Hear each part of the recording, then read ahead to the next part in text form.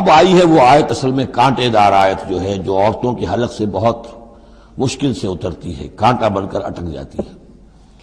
الرجال قوامون علی النساء، یہ تمہید تھی ساری، ایک سورہ بقرہ میں تمہید آ چکی تھی، علیہن لہن مثل الذی علیہن بالمعروف وللرجال علیہن درجہ، یہ کہہ کے بات چھوڑ دی۔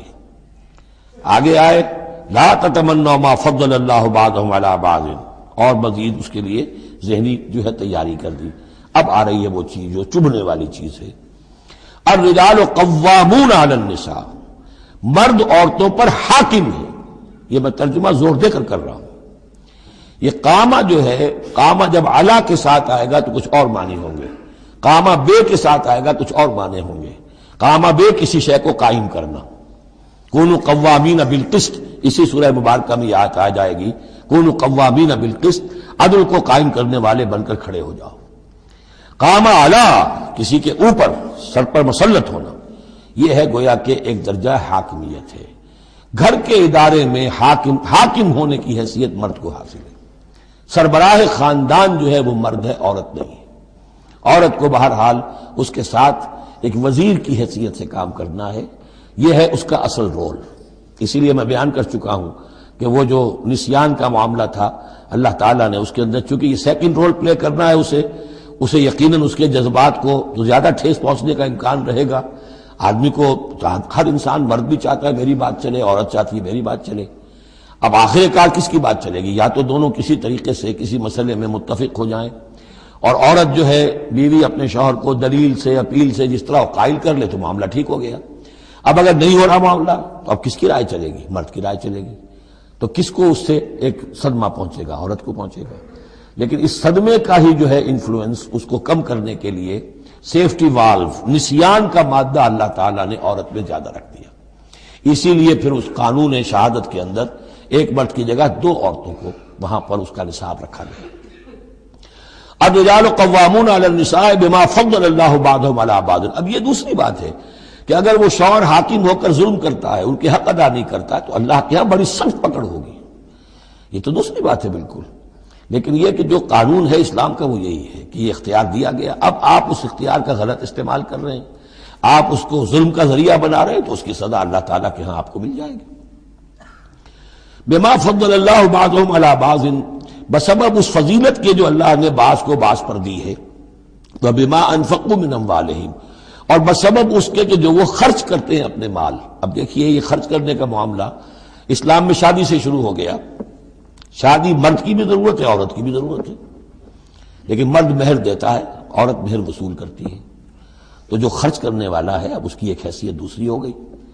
پھر گھر میں اس کا نان نفقہ پورا جو ہے، اس کا خرچہ، اس کی ذمہ داری، اس کو سپورٹ کرنا شوہر کے اوپر ہے، تو اب وہ مال خرچ کر رہے ہیں۔ بما انفقوا من اموالہم، فالصالحات، تو نیک بیویاں کون ہیں؟ جو کہ ایک یوں سمجھیے قرآن کے نزدیک ایک عورت کا جو اچھا کردار ہونا چاہیے، ایک خاتون خانہ کی جو بہترین روش ہونی چاہیے، وہ یہاں 3 الفاظ میں آئی ہے۔ فالصالحات، نیک بیویاں قانتات، ایک تو فرما بردار ہوتی ہیں، شوہروں کی فرما بردار۔ حافظات للغیب، غیب میں حفاظت کرنے والیاں، یعنی ظاہر بات ہے کہ مال ہے کسی کا تو گھر میں ہے، وہ تو کام پہ چلا گیا ہے، اب وہ کس کی حفاظت میں ہے؟ بیوی کی حفاظت میں ہے۔ اسی طرح اب بیوی کی جو عصمت ہے وہ در حقیقت مرد کی عزت ہے، اب وہ اس کی عزت کی حفاظت کرے اس کی غیر موجودگی میں۔ اسی طرح مرد کے راز ہوتے ہیں، سب سے زیادہ بڑھ کر جو ہے رازدان وہ تو بیوی ہوتی ہے۔ تو 3 اعتبارات سے حافظات للغیب، حافظات للغیب، غیب میں حفاظت کرنے والیاں، حفاظت کرنے والیاں شوہر کے مال کی، شوہر کے رازوں کی، اور شوہر کی عزت کی۔ بما حفظ اللہ، اللہ کی حفاظت سے، حفاظت ہے تو اللہ کی، لیکن جیسے رازق اللہ ہے لیکن کام تو انسان کو کرنا پڑتا ہے، رزق کمانا پڑتا ہے۔ واللاتی تخافون نشوزہن، اور وہ خواتین کے جن کے بارے میں تمہیں اندیشہ ہو جائے ان کے اندر سرکشی کا، ضد ہے، ہٹ دھرمی ہے، بات نہیں مان رہی ہیں، اپنی بات منوانی ہے، کسی نہ کسی طریقے سے گھر کی فضا خراب کی ہوئی ہے، یہ ہے نشوز۔ ذہناً تسلیم نہ کرنا کہ میری حیثیت جو ہے وہ بہرحال شوہر کے تابع دار کی ہے، اس کو اگر تسلیم نہیں کریں گے تو ظاہر بات ہے فرکشن ہوگی، اور فرکشن جو ہے اس کے نتیجے کے اندر وہ گھر کے اندر جو ہے وہ ایک فساد پیدا ہوگا۔ واللاتی تخافون نشوزہن فعظوہن، تو ان کو پہلے تو نصیحت کرو، واہجروہن فی المضاجع، دوسرے تنبیہ کے طور پر ان سے تعلق اپنے بستر علیحدہ کر لو، اور ان کے ساتھ وہ تعلق زد و شو جو ہے کچھ عرصے کے لیے بند کر دو۔ وَاضْرِبُوهُنَّ، اس پر بھی ٹھیک نہ ہو تو انہیں مارنے کی بھی اجازت ہے۔ اس میں حضور نے جو روکا ہے وہ یہ ہے کہ چہرے پر نہ مارا جائے، اور کوئی ایسی مار نہ ہو جس کا مستقل نشان جسم پر پڑے۔ اب یہ چیزیں اللہ کا کلام ہے، اس کے اندر جو ہے کوئی ہمارے لیے کوئی جھجک نہیں ہے، معاشرتی زندگی کو ٹھیک رکھنے کے لیے اس کی ضرورت پیش آئے تو وہ بھی کرنی ہوتی ہے۔ فَإِنْ أَطَعْنَكُمْ، پھر اگر وہ تمہاری اطاعت کریں، فَلَا تَبْغُوا عَلَيْهِنَّ سَبِيلًا، تو اب ان پر خام خواہ کی زیادتی کرنا، پچھلے غصے نکالنا، بار بار جو ہے وہ اپنے غصے کا اظہار کرنا، یہ بھی ٹھیک نہیں ہے۔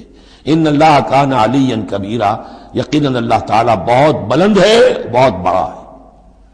وَإِنْ خِفْتُمْ شِقَاقَ بَيْنِهِمَا، اور اگر تمہیں یہ اندیشہ ہو گیا ہو کہ ان میں تو اب زدم زدہ ہو گئی ہے اور یہ اب ساتھ اب چلنا ان کا مشکل ہے، شوہر میں بیوی میں مزاجوں کا اختلاف ہے، اور اس کی وجہ سے کوئی زدم زدہ، عورت بھی اکڑ گئی ہے، مرد بھی اکڑا ہوا ہے، تو اب ٹھیک ہے کیا کریں ہم؟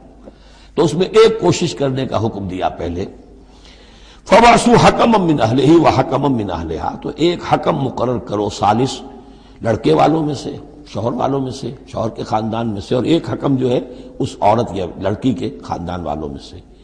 ان یریدا اصلاحا، اگر وہ دونوں چاہیں گے اصلاح، یوفق اللہ بینہما، اللہ تعالیٰ ان کے مابین موافقت پیدا کر دے گا۔ لیکن ان یریدا میں مراد دونوں ہو سکتے ہیں، یعنی ایک تو یہ کہ اگر واقعتاً شوہر اور بیوی جو ہے چاہتے ہیں کہ موافقت ہو جائے، ہوتا ایسا ہے کسی وقت جو ہے وہ نفسیاتی گرہ ایسی بن جاتی ہے کہ وہ بھی چاہتا ہے کہ معاملہ درست ہو جائے، وہ بھی چاہتی ہے کہ درست ہو جائے، لیکن اب یہ کہ اب اس میں گرہ ایسی پڑ گئی ہے، مقطع میں آ پڑی ہے سکون دسترانہ بات، کہ اب اس میں کسی طریقے سے مسئلہ حل نہیں ہو رہا، تو حکمین آ جائیں گے تو وہ بات کو گرہ کھولیں گے، ادھر سے کچھ سنیں گے، ادھر سے سنیں گے، کچھ اس کی وضاحت ہوگی، ادھر کی وضاحت ہوگی، تو ہو جائے گا۔ اور ایک یہ بھی ہو سکتا ہے کہ اس سے مراد حکمین ہو، کہ اگر حکمین پوری سی کوشش کریں گے تو اللہ تعالیٰ ان کے مابین موافقت پیدا کر سکتا ہے۔ میرا رجحان پہلی رائے کی طرف زیادہ ہے۔ ان اللہ کان علیما خبیرا، یقیناً اللہ تعالیٰ بہت علیم اور خبیر ہے۔ اب جیسا کہ اس سے پہلے بھی سورہ بقرہ میں بھی جو اہل کتاب کے ساتھ بنی اسرائیل کے ساتھ میثاق لیا گیا تھا، تو اس میں جو چیزیں آئی تھیں وہ یوں سمجھیے امہات شریعہ، دین کی بنیادیں کیا تھیں۔ ہم نے معاہدہ لیا تھا اللہ کے ساتھ شرک نہیں کرو گے، والدین کے ساتھ نیک احسان کرو گے، قرابت داروں کے ساتھ وغیرہ وغیرہ۔ اب یہ دوسرا مقام آ رہا ہے کہ شریعت کے اندر کیا چیزوں ہیں جو اہم تر ہیں، جن کو سامنے رکھنا چاہیے معاشرتی سطح پر۔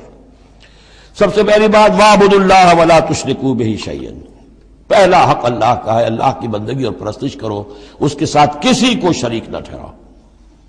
نمبر 2 وَبِالْوَالِدَيْنِ احسانا، یہ 4 مقامات قرآن میں ہیں جہاں اللہ کے حق کے فوراً بعد والدین کے حق کا تذکرہ ہے۔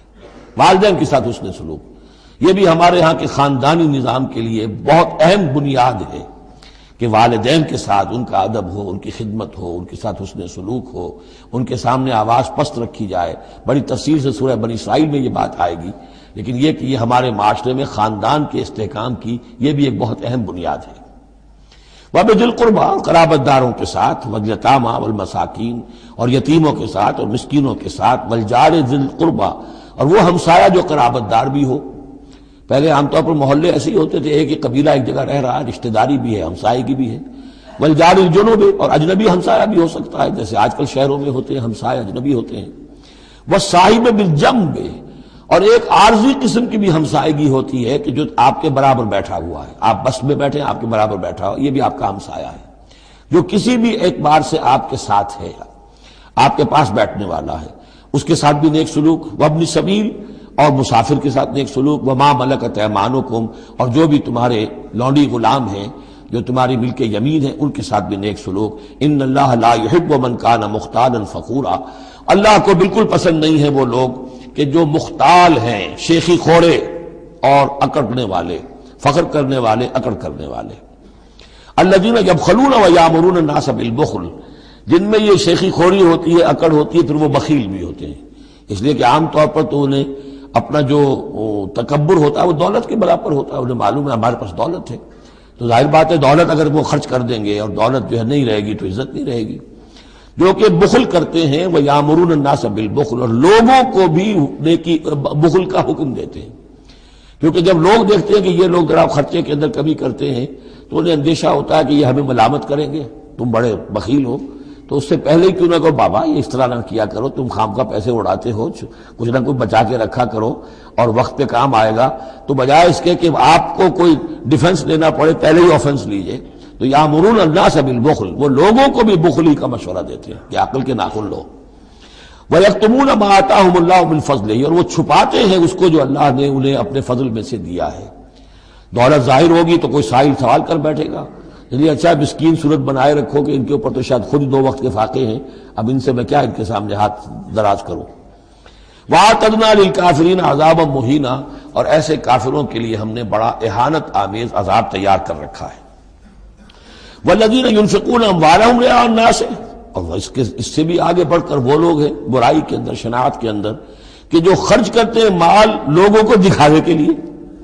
وَلَا يُؤْمِنُونَ بِاللَّهِ وَلَا بِالْيَوْمِ الْآخِرِ، اور وہ حقیقت میں ایمان نہیں رکھتے نہ اللہ پر نہ یوم آخر پر۔ وَمَن يَكُنِ الشَّيْطَانُ لَهُ قَرِينًا فَسَاءَ قَرِينًا، تو ایسے لوگ گویا کہ شیطان کے ساتھی ہیں، تو جن کا ساتھی شیطان ہو گیا ہو تو وہ تو بہت ہی برا ساتھی ہے۔ ماذا وماذا علیہم، کیا ہو جاتا ان پر، کیا قیامت ٹوٹ پڑتی ان پر۔ لو آمنوا باللہ والیوم الآخر، اگر وہ ایمان ہی لے آتے سچے دل سے، صدق دل سے اللہ پر اور یوم آخر پر۔ وانفقوا مما رزقهم اللہ، اور خرچ کرتے کھلے دل کے ساتھ اس میں سے جو اللہ نے انہیں دیا ہے۔ وکان اللہ بہم علیما، اور اللہ تعالیٰ ان سے اچھی طرح واقف ہے۔ ان اللہ لا یظلم مثقال ذرۃ، یقیناً اللہ تعالیٰ کسی پر ذرے کے برابر بھی، ذرے کے ہم وزن بھی ظلم نہیں کرے گا۔ لا یظلم مثقال ذرۃ وَإِن تَكُ حَسَنَةً يُضَاعِفْهَا، اگر نیکی ہوگی وہ ذرہ عمل کا جو ہے نیکی کا ہے اس سے دگنا کرے گا، بڑھائے گا، بڑھوتری کرے گا۔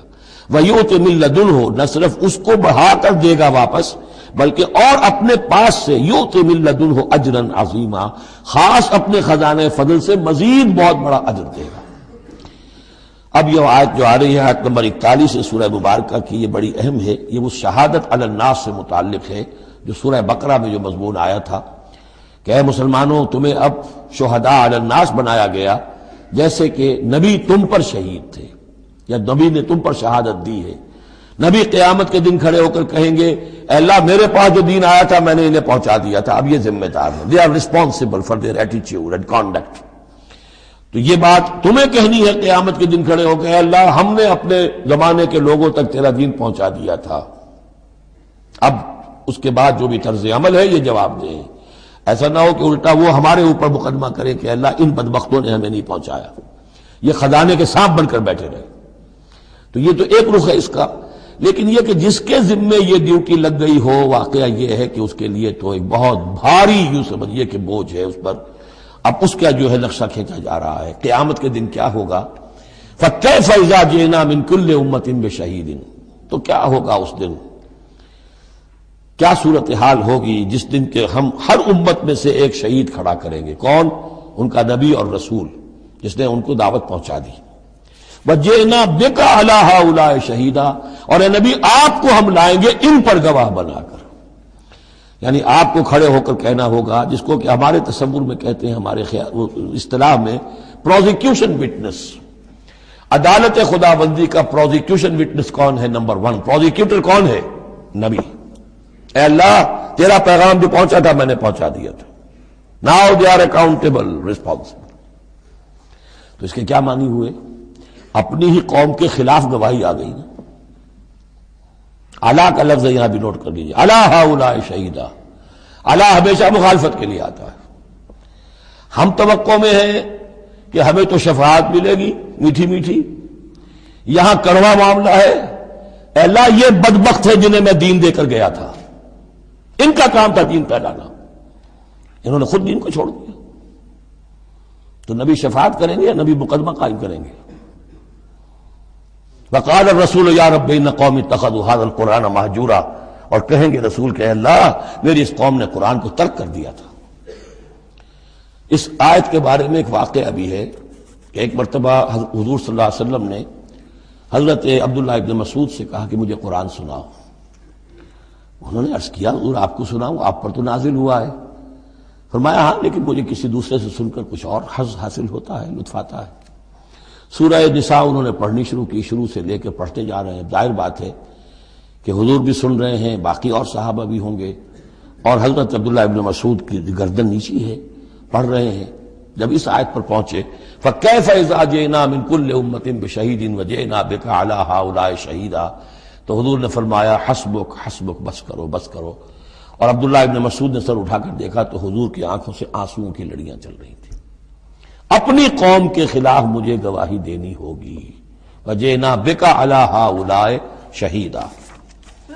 يَوْمَئِذٍ يَوَدُّ الَّذِينَ كَفَرُوا، اس دن یہ چاہیں گے کافر، وَعَصَوُا الرَّسُولَ، جنہوں نے کفر کیا تھا اور رسول کی نافرمانی کی تھی، لَوْ تُسَوَّىٰ بِهِمُ الْأَرْضُ، کسی طرح زمین پھٹ جائے، شق ہو جائے، ہم اس میں دفن ہو جائیں اور ہمیں نسیہ منسیہ کر دیا جائے. وَلَا يَكْتُمُونَ اللَّهَ حَدِيثًا، اللہ سے وہ کوئی بات چھپا نہیں سکیں گے.